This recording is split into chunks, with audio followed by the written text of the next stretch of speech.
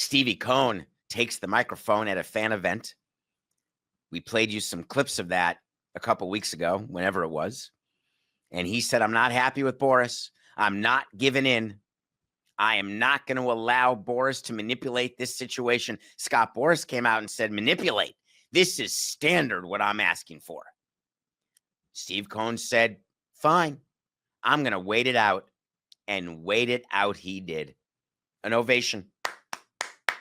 I'm giving Steve Cohn an ovation, and God knows I don't do it often.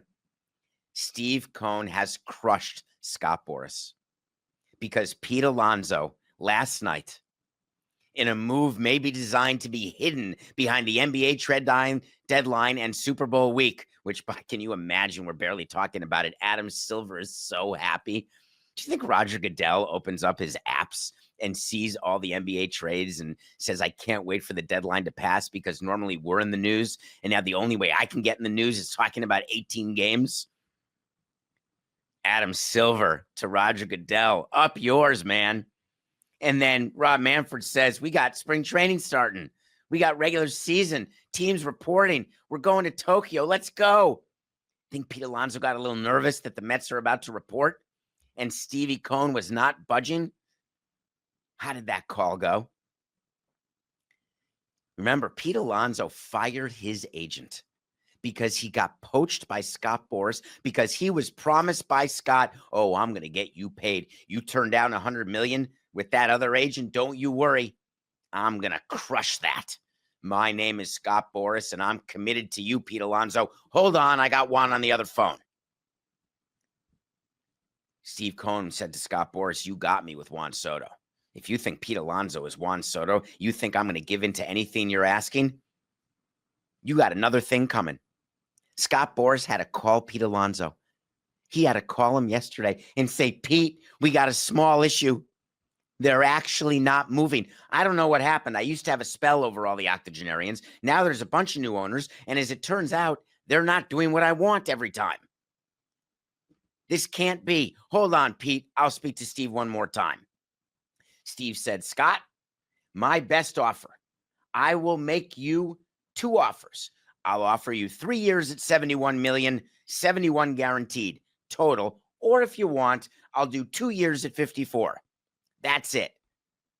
Boras looked at Steve Cohn and said, please, you're killing me, Smalls. You cannot make me go back to Pete Alonso. Hold on, let me get my friend Alex, my associate, to make the call, because I can't be seen as someone who is this large and abject failure.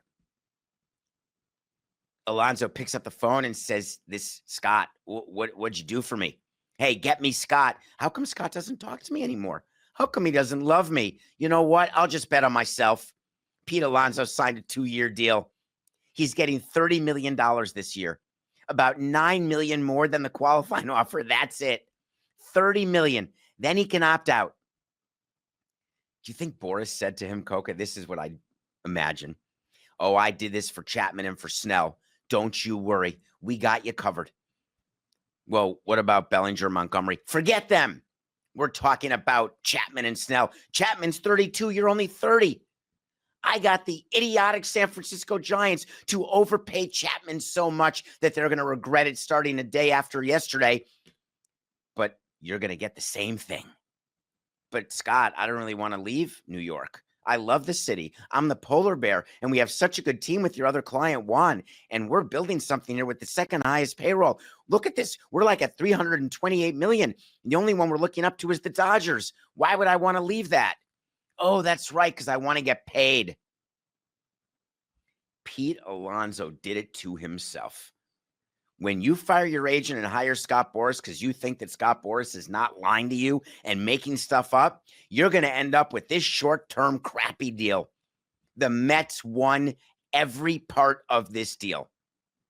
The worst that happens is Pete Alonso gets hurt and stinks, and he picks up his player option for $24 million next year, and Steve Cohn writes a check. 24 divided by 6 is $4 million a month for 6 months. Hold your nose, hold your breath, pay the money, and then you're done with Alonso. You're not staring at him for 6 to 8 years as he gets old and has to be a DH where he can't be a DH because you already have a DH signed for 15 years by the name of Juan Soto. It's amazing that Boras thought that he would get 2 DHs into their 30s with the Mets. It's almost like he wasn't paying attention, or like he does a deal and then forgets about that deal, doesn't actually look at the team, which is even funnier to me. Because when you negotiate with Scott Boras, he gives you this big binder that analyzes your team and what his free agent will do to your team. And everyone in baseball looks at it and wipes their tuchus with it because we analyze our team. We don't need Scott Boras to tell us, oh, you put Pete Alonso at first base, you keep Vientos at third base, you got yourself a deep lineup plus Juan Soto. Forget about it. You're looking at winning the pennant. Well, you're looking at getting to the NLCS. Well, you are looking at competing in the National League East. Oh, you are looking at chop shops. Can you imagine Pete Alonso turning down 7 years, $158 million, which he did with his previous agent?